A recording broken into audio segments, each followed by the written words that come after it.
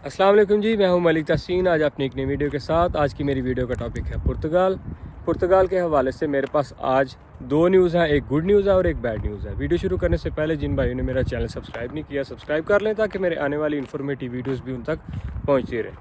तो चलें बात को स्टार्ट करते हैं गुड न्यूज़ से। गुड न्यूज़ इस हिसाब से है कि पुर्तगाल की अपोजिशन पार्टीज़ ने कॉन्फिडेंशियल वोट के लिए डिमांड की थी। वोटिंग हुई जिसके बाद जो करंट गवर्नमेंट है उसके प्रेसिडेंट वो कॉन्फिडेंस का वोट नहीं जीत सके। मतलब जो अपोजिशन पार्टीज़ थी उन्होंने नो कॉन्फिडेंस वोट में बढ़तरी हासिल की, जिसकी वजह से इस वक्त पुर्तगाल की गवर्नमेंट जो है वो ख़त्म हो चुकी है और सुना है कि आने वाले दिनों में मई में नए इलेक्शन होने जा रहे हैं। तो ये जो पार्टी थी जिसे नो कॉन्फिडेंस वोट मिला है, इन्होंने आते ही पिछले साल जून में फाइल लॉक सिस्टम को क्लोज़ कर दिया था, जिसमें जितने भी लोग आर्टिकल 88 और 89 में आके फाइल लॉक करते थे वो दोबारा इसमें फाइल लॉक नहीं कर सकते थे। फाइल लॉक सिस्टम जो है वो बंद हो गया था। आपको पता है कि पूरी दुनिया में ये ट्रेंड होता है कि जब भी पार्टीज़ इलेक्शन की तैयारी करती हैं तो वो अपना एक मंशूर बताती हैं। उस मंशूर में उन्होंने बताना होता है कि जब हम गवर्नमेंट बना लेंगे तो हम गवर्नमेंट में आके तो ये काम करेंगे। हमारे कंट्रीज़ में तो जो गवर्नमेंट है वो हॉस्पिटल, यूनिवर्सिटीज़ और सड़कों के वादे करके जीते हैं, लेकिन यूरोप में ऐसा है कि जो इमिग्रेंट्स हैं ये एक बहुत बड़ा मसला है इस वक्त इनके लिए। तो हर यूरोप के कंट्री में कुछ ऐसी पार्टीज़ होती हैं, कुछ ऐसे लोग होते हैं जो इमिग्रेंट्स के ख़िलाफ़ होते हैं। तो जब ये मंशूर अपना देते हैं तो उसमें बताते हैं कि हम आके इमिग्रेंट्स को कंट्रोल करेंगे, उनके जो इमिग्रेशन है उसको महदूद करेंगे, मतलब उन्हें लिमिटाइज कर देंगे। तो पुर्तगाल की जो गवर्नमेंट आई थी उसने भी यही मंशूर दिया था। जो पुर्तगाल में कोलिशन पार्टी बनी थी, सेकंड नंबर पे उसकी 40 सीट्स थी। इलेक्शन में आने से पहले उनका मंशूर यही था कि जब भी हम गवर्नमेंट बनाएंगे तो हम आके फाइल लॉक सिस्टम को बंद कर देंगे। तो बिल्कुल ऐसे ही हुआ। जब वो गवर्नमेंट में आ गए तो उन्होंने आके आर्टिकल 88 और 89 जो मोस्टली लोग पुर्तगाल में आके फाइल लॉक कराते थे इसको बंद कर दिया।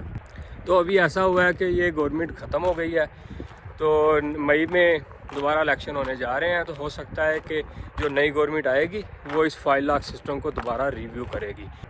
आपको पता होना चाहिए कि पुर्तगाल की जो सेकंड सोर्स ऑफ इनकम है वो यही है कि इमिग्रेंट से वो टैक्स हासिल करते हैं। लास्ट ईयर 2024 का जो डाटा है उसके मुताबिक पुर्तगाल गवर्नमेंट ने $3.8 बिलियन जो है इमिग्रेंट से कमाए टैक्सेस की सूरत में। तो इमिग्रेंट्स जो टैक्स देते हैं उसका एक बहुत बड़ा कंट्रीब्यूशन है पुर्तगाल की इकानमी में। पुर्तगाल अगर ये इमिग्रेशन का प्रोग्राम ऐसे ही जारी रखेगा तो इनकी इकानमी चलती है। अदरवाइज़ यहाँ पहले से ही बहुत से क्राइसिस हैं और अगर इन्होंने फाइल लॉक सिस्टम मुसलसल बंद रखा तो आने वाले दिनों में पुर्तगाल में मज़ीद क्राइसिस बढ़ जाएंगे। तो नई गवर्नमेंट के आने से उम्मीद की जा सकती है कि ये दोबारा फाइल लॉक सिस्टम को खोल देंगे, जिससे जो नए लोग यूरोप में आने वाले हैं या यूरोप में पहले से आ चुके हैं इंतज़ार कर रहे हैं कि फाइल लॉक सिस्टम कब ओपन होगा, तो हो सकता है कि नई गवर्नमेंट के आने के बाद बहुत जल्द फाइल लॉक सिस्टम दोबारा ओपन हो जाए। पुर्तगाल गवर्नमेंट को रिव्यू लेना ही होगा ये फाइल लॉक सिस्टम दोबारा ओपन करने के लिए, क्योंकि जब से इन्होंने बंद किया है तो इनका ओबियसली रेवेन्यू आना भी बंद हो गया है, तो जिसकी वजह से इनकी इकानमी पहले स्टेबल नहीं है। तो इन्हें ये दोबारा ये रिव्यू ज़रूर लेंगे। और बैड न्यूज़ ये है कि पुर्तगाल में गवर्नमेंट के ख़त्म होने से बैड इम्पैक्ट तो पड़ेगा, क्योंकि जब एक गवर्नमेंट ख़त्म हो जाती है तो सारे अदारे काम करना या तो बंद कर देते हैं या बिल्कुल स्लो हो जाता है काम। आपको पता है कि पहले ही पुर्तगाल में जो इमिग्रेंट्स के लिए अदारा बना हुआ आइमा, उससे ये जितना भी बर्डन है वो संभाला नहीं जा रहा। प्रोसेस पहले ही बहुत स्लो है। जिन लोगों ने बायोमेट्रिक दिए हुए हैं 4-4, 6-6 महीने हो गए हैं उनको कार्ड नहीं आ रहे, और जो लोग रीन्यू का लिए अपना वेट कर रहे हैं उनके रीन्यू नहीं हो रहे, और जिन लोगों ने पासपोर्ट अप्लाई किए हैं उन्हें भी 2-2, 2.5 साल का टाइम मिल रहा है। तो इस पे आइमा पे पहले ही बहुत बर्डन है और गवर्नमेंट ख़त्म हो जाएगी तो ये प्रोसेस कंसीडर किया जा रहा है कि और ज़्यादा स्लो हो जाएगा। तो देखें आने वाले दिनों में क्या होता है, इंतज़ार करते हैं नए इलेक्शन का। उसके बाद सारी चीज़ें क्लियर हो जाएंगी कि ये इमिग्रेंट्स के हक़ में जा रही है नई गवर्नमेंट या इनके ख़िलाफ़ जा रही है।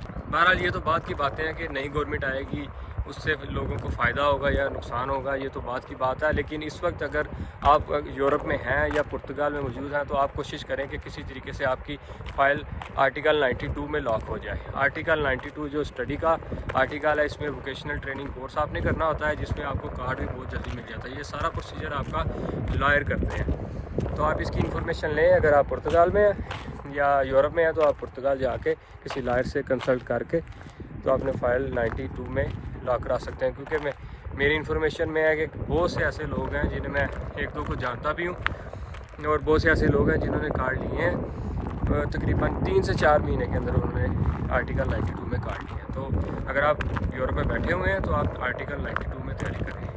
तो आज की वीडियो को यहीं पे ख़त्म करते हैं, तो मिलते हैं नेक्स्ट वीडियो में। अगर आज की मेरी वीडियो पसंद आई हो तो इसको लाइक शेयर कर दीजिएगा और मेरे चैनल को सब्सक्राइब कर दीजिएगा। अल्लाह हाफिज़।